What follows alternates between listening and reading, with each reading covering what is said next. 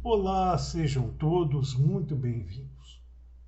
Eu sou o professor Guilherme Alves de Melo Franco, especialista em Direitos Material e Processual do Trabalho pela Universidade Estácio de Sá do Rio de Janeiro,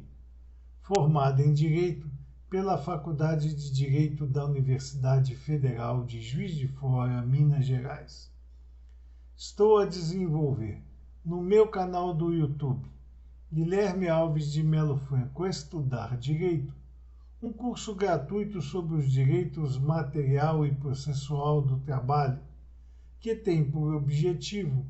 o estudo da consolidação das leis do trabalho, artigo por artigo, e como livro base, os meus comentários à reforma trabalhista, Lei 13.467, de 13 de julho de 2017, lançados pela editora Juruá de Curitiba, no Paraná, no ano de 2021. Esta é a nossa aula de número 171 deste nosso curso gratuito sobre os direitos material e processual do trabalho.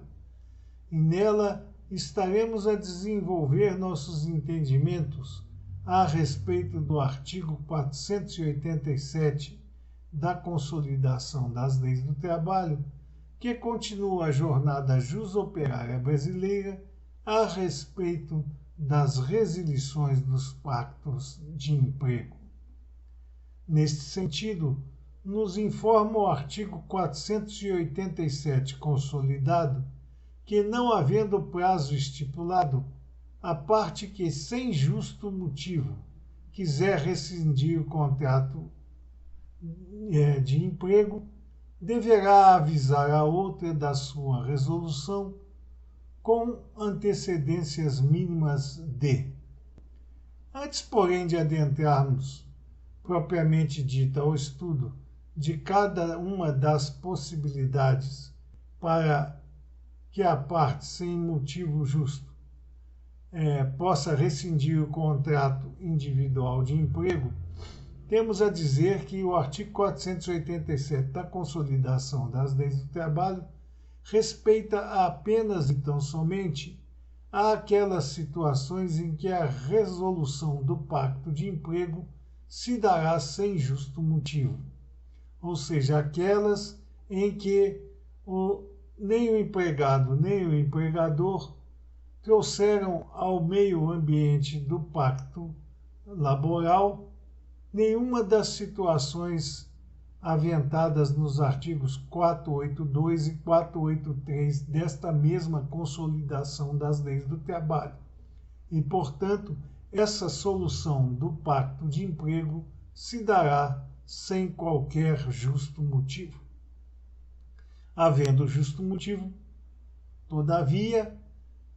a determinação desse artigo 487 da Consolidação das Leis do Brasil, do Trabalho, não tem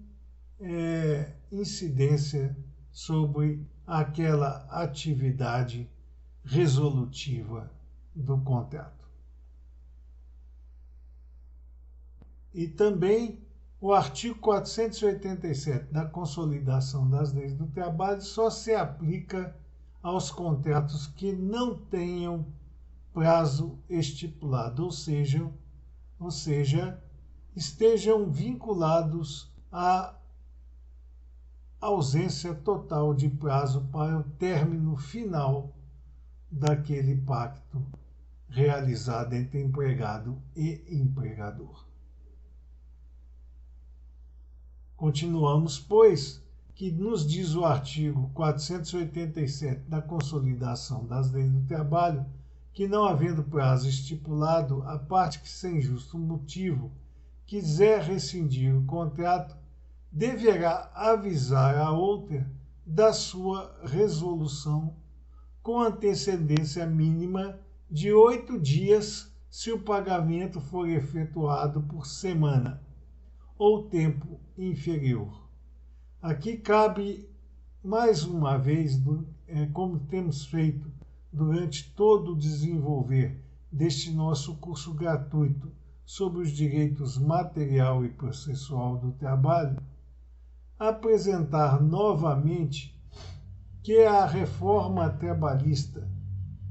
implementada pela Lei 13.467, de 13 de julho de 2017, perdeu aqui, com relação a esse artigo 487 seletista, a oportunidade de trazer ao texto deste compêndio operário a devida atualização, porque a Constituição da República Federativa do Brasil, em seu artigo 7º, inciso 21º, fixa o prazo para o aviso prévio, seja ele de qualquer modalidade ou qual seja o prazo do pagamento efetuado pelo empregador ou seu empregado pela contraprestação dos serviços pessoais prestados a ele, a Constituição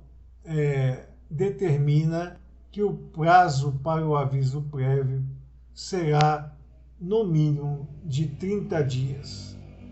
Portanto, essa regra é prevista pelo artigo 487, consolidado, de que o prazo para o aviso prévio a ser dado pelo empregador ao seu empregado, no caso de contratos sob a égide do prazo indeterminado e sem que haja motivo justo, de 8 dias, se o pagamento for efetuado por semana ao tempo inferior, já não tem mais aplicação no hemisfério laboral brasileiro, porque a Constituição da República Federativa do Brasil, que é a lei maior, tendo que todas as demais normas do compêndio normativo brasileiro a ela se subsumir, não pode, pois, mais haver aviso prévio com prazo inferior a 30 dias. Daí, portanto, não há mais a possibilidade de se pré-avisar o empregado ou o empregado pré-avisar ao seu empregador da sua resolução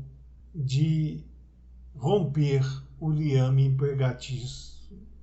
sem justo motivo, com antecedência mínima de 8 dias, somente com antecedência mínima de 30 dias, segundo a norma esculpida na Constituição da República Federativa do Brasil. Continua ainda o artigo 487 da Consolidação das Leis do Trabalho a nos dizer que, não havendo prazo estipulado, a parte que, sem justo motivo, quiser rescindir o contrato, deverá avisar a outra da sua resolução com antecedência mínima de 30 dias para os que recebem por quinzena ou mês, ou que tenham mais de 12 meses de serviços na empresa. Que também cabe a mesma informação de que o prazo será sempre de, no mínimo, 30 dias, por força do texto íncito na Constituição da República Federativa do Brasil, em seu artigo 7º, inciso 21º. Pouco importando qual a modalidade de pagamento que é destinada ao empregado, se por quinzena, diária, semana ou mês, ou se ele tenha ou não mais de 12 meses de serviço na empresa. Qualquer que seja a modalidade de resilição do pacto de emprego sem motivo justo, o empregador ou o empregado que quiser implementá-la terá que avisar ao outro a sua resolução com antecedência mínima de 30 dias. Continua o artigo 487 da Consolidação das Leis do Trabalho a nos informar que a falta de aviso prévio por parte do empregador dá ao empregado o direito aos salários correspondentes ao prazo do aviso, garantida sempre a integração desse período no seu tempo de serviço. Aqui, algumas informações devem ser levadas a vocês no estudo desta partícula do artigo 487 seletista. Trata-se, pois, da falta de aviso prévio, tanto faz por parte do empregador ou do empregado. Se esta modalidade de resilição do pacto de emprego se deu sem a falta do aviso prévio, seja ela qual for, o empregador dá o direito do empregado a receber os salários correspondentes ao prazo de aviso. Aqui, novamente, a consolidação das leis do trabalho. Como temos visto ser uma praxe durante todo o transcorrer desse nosso curso gratuito sobre os direitos material e processual do trabalho, comete a irregularidade de confundir salário com remuneração. Na verdade, o que acontece é que, na falta de aviso prévio por parte do empregador,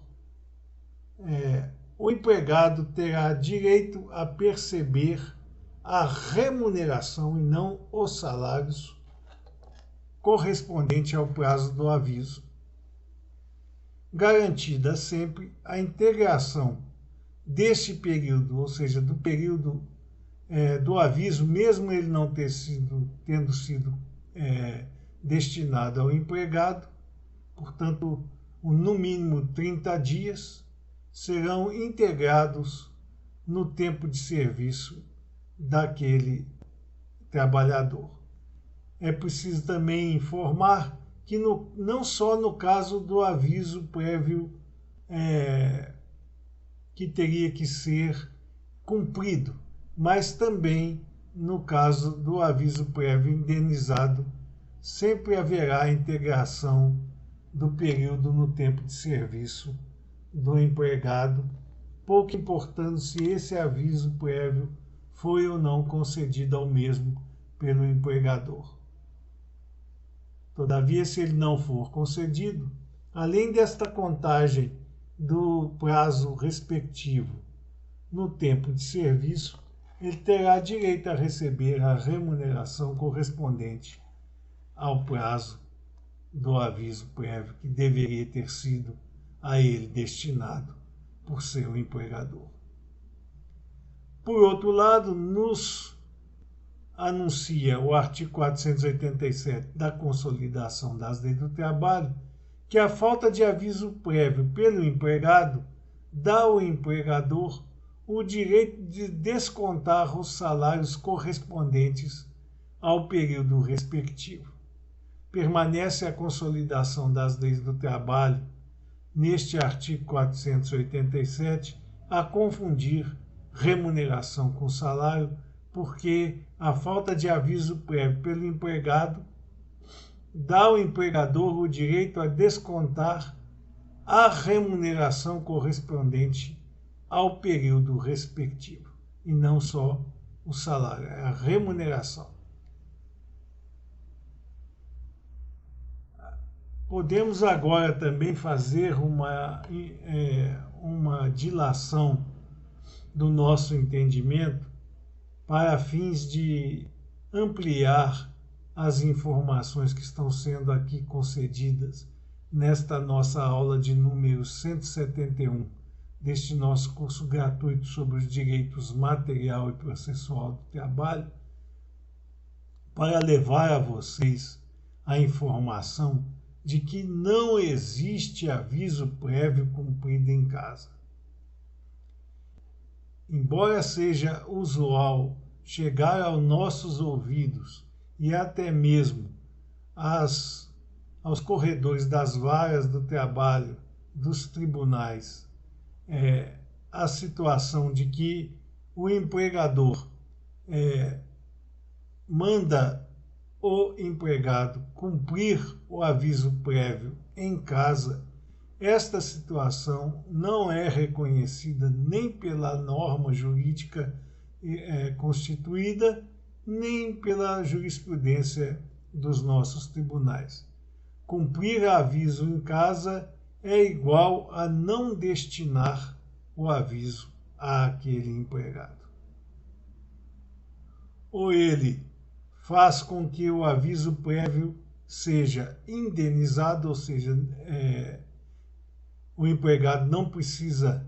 promover a prestação pessoal de serviços ao seu empregador durante aquele lapso temporal, né? Ou ele não dá o aviso e não há a contagem daquele prazo de aviso prévio cumprido em casa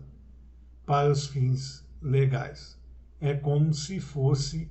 a inexistência, a falta de aviso pelo empregador ao seu empregado, que dá, como já vimos no começo desse estudo, direito ao empregado aos haveres remuneratórios correspondentes ao prazo do aviso e garante sempre a integração desse período no seu tempo de serviço. Continua a sua jornada o artigo 487 da Consolidação das Leis do Trabalho, ao nos informar que, em caso de salário pago por tarefa, o cálculo para efeito de aviso será feito de acordo com a média dos últimos 12 meses de serviço. Importante dizer também que, ainda neste caso, há confusão entre salário pago por tarefa e remuneração paga por tarefa. Na verdade, é remuneração paga por tarefa. E no caso da resilição do pacto de emprego sem justa causa, que seja vinculada a um prazo indeterminado, o aviso prévio, no caso da remuneração paga por tarefa a esse empregado, terá que ser efetivado para efeitos de pagamento de acordo com a média dos últimos 12 meses de serviço em que o empregado tenha cumprido as suas tarefas necessárias à sua prestação pessoal de serviços ao seu empregador. Portanto, é a média das tarefas cumpridas nos últimos 12 meses de serviço que servirá como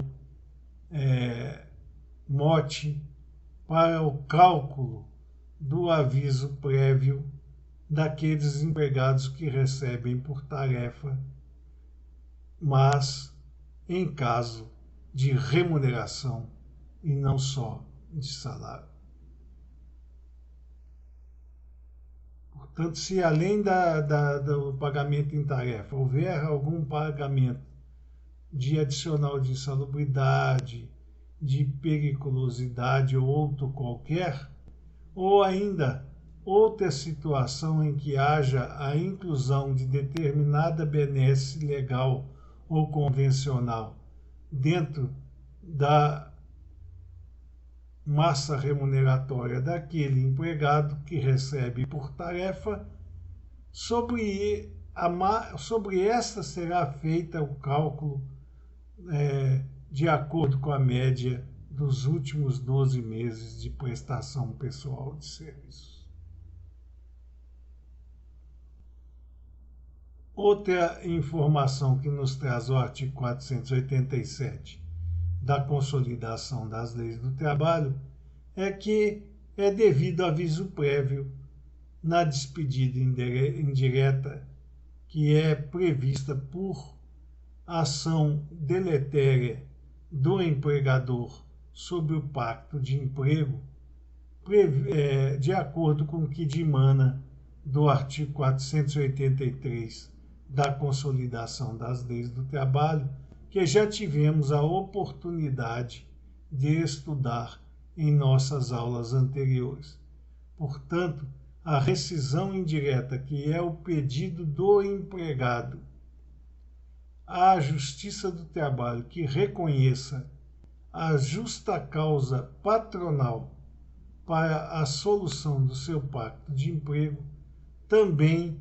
é contemplada com o direito deste empregado que teve o seu contrato resolvido por ação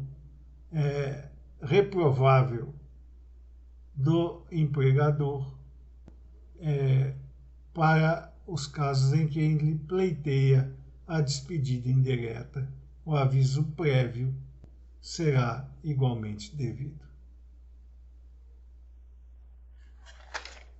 Continua ainda o artigo 487 da Consolidação das Leis do Trabalho a nos dizer que o valor das horas extraordinárias habituais integra o valor do aviso prévio indenizado. O cumprido também terá esta integração das horas extras habituais prestadas por aquele empregado ao seu empregador. Portanto, não só no caso do aviso prévio indenizado haverá a inserção das horas extras habituais no valor do aviso prévio devido pelo empregador ao seu empregado. Daí também nós tiramos a certeza da nossa assertiva anterior de que, quando a Consolidação das Leis do Trabalho, em seu artigo 487, fala em salários, na verdade deveria estar falando em remuneração. Tanto é que as horas extras habituais integram o valor do aviso prévio indenizado ou cumprido. E, portanto, trata-se não de salário, de pagamento de salário, mas de remuneração. Informa ainda o artigo 487 da Consolidação das Leis do Trabalho que o reajuste salarial coletivo ocorrido no curso do aviso prévio beneficia o empregado pré-avisado, mesmo que tenha recebido antecipadamente os salários correspondentes ao tempo de aviso, que integra o tempo de serviço para todos os fins. Aqui novamente há a confusão do texto seletista com relação à diferença entre salário e remuneração. O reajuste salarial coletivo ocorrido no curso do aviso prévio. Aqui também é preciso uma informação que o reajuste salarial coletivo, que trata o artigo 487 da Consolidação das Leis do Trabalho, não é só aquele reajuste advindo de acordo ou convenção coletiva de trabalho, mas também, por exemplo, aumento salarial advindo de norma jurídica estabelecida, como é o caso do salário mínimo, que toda vez aumenta para tentar, pelo menos, consertar os efeitos da inflação sobre o mesmo. Portanto, esse reajuste salarial ele é coletivo porque ele atinge a toda a coletividade dos empregados brasileiros e, portanto, neste caso também, se ocorrer este aumento salarial, seja por acordo ou convenção coletiva, seja por norma legal, dentro do curso de cumprimento do aviso prévio, este aumento, esse reajuste, beneficia o empregado pré-avisado. Ou seja, ele vai receber o período correspondente ao seu pré-aviso já com este reajuste salarial coletivo aplicado sobre os valores a ele devidos. Mesmo que tenha recebido antecipadamente, ou seja, mesmo que a empresa tenha depositado na sua conta corrente o valor relativo ao período de pré-aviso, antes de se cumprir o mesmo, ela terá que implementar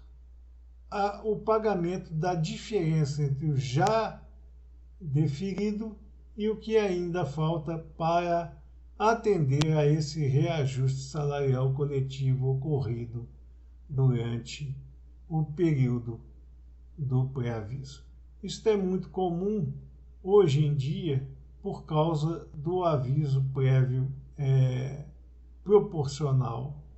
de que nós vamos tratar daqui a pouco. Normalmente as empresas elas indenizam aquele período do aviso prévio proporcional para evitar que aquele empregado permaneça a serviço da mesma durante longa data, já que, como veremos a seguir, o aviso prévio proporcional pode chegar até a 90 dias. Então, normalmente ela deposita o valor já de imediato no ato rescissional. E mesmo que tenha havido esta situação de depósito integral do valor do aviso, se houver durante o lapso temporal em que viger aquele aviso prévio, ela terá que promover o pagamento da diferença havida entre o já pago e o que o reajuste determinou em favor daquele empregado. O aviso prévio proporcional que nós estamos a tratar nesta nossa aula de número 171 desse nosso curso gratuito sobre os direitos material e processual do trabalho. Neste instante, ele foi regulamentado pela Lei 12.506, de 11 de outubro de 2011, já que ele já vinha sendo considerado como um direito do trabalhador pela Constituição da República Federativa do Brasil de 1988, que determina a existência do aviso prévio proporcional ao tempo de serviço. Todavia, não tinha sido implementada ainda a regulamentação desse direito que, segundo a Constituição, adviria do texto de lei. E para que fosse cumprida essa determinação constitucional, a Lei número 12.506, de 11 de outubro de 2011, criou a regulamentação do aviso prévio proporcional ao tempo de serviço, que é a seguinte: até um ano de prestação de serviço na mesma empresa, o empregado terá direito a 30 dias de aviso prévio. depois aqueles casos em que o pacto de emprego extrapola aos períodos relativos a um ano de prestação de serviço na mesma empresa, ou seja, é um contrato de 2, 3, 4, 5, 10 anos, a cada ano posterior ao primeiro ano será acrescido um montante de 3 dias por ano de serviço daquele empregado, até atingir-se ao máximo de 90 dias. Porque seriam os 30 dias do primeiro ano de contrato, mais o máximo de 60 dias dos períodos contratuais posteriores em que vigiou aquele pacto de emprego. Portanto, o prazo máximo será de 90 dias. O primeiro ano dará direito ao empregado apenas e tão somente aos 30 dias previstos pela Constituição como mínimo de incidência do aviso prévio, e a partir daí serão adicionados 3 dias para cada ano de serviço que suplantar a um ano de prestação de serviço na mesma empresa. Portanto, assim, temos a situação de que o empregado tem um ano de serviço na mesma empresa, terá direito a 30 dias. Se ele tiver 2 anos, ele vai ter direito a 33 dias. 3 anos, 36, e assim sucessivamente, até que se atinja um máximo de 60 dias, diz a lei, mas temos que interpretá-la no sentido de que são os 30 dias normais, mais os 60 dias para a apuração dos valores, o que implementa um valor máximo de 90 dias para o pré-aviso proporcional ao tempo de serviço daqueles empregados que contam com mais de um ano de prestação de serviços na mesma empresa. Estas eram as considerações que gostaríamos de fazer a vocês nesta nossa aula de número 171 deste nosso curso gratuito sobre os direitos material e processual do trabalho. E aproveitamos a oportunidade para agradecer a todos vocês a presença nessas nossas aulas e solicitar ainda uma vez mais a todos aqueles que ainda não o fizeram que se inscrevam no nosso canal e deixem seus likes nas nossas aulas, porque é através destas duas atividades simples que vocês estarão a nos auxiliar no sentido de manter íntegro este nosso curso gratuito sobre os direitos material e processual do trabalho, além de nos destinar a oportunidade de poder distribuir o conhecimento aqui arregimentado ao maior número de pessoas possível. Muito obrigado a todos.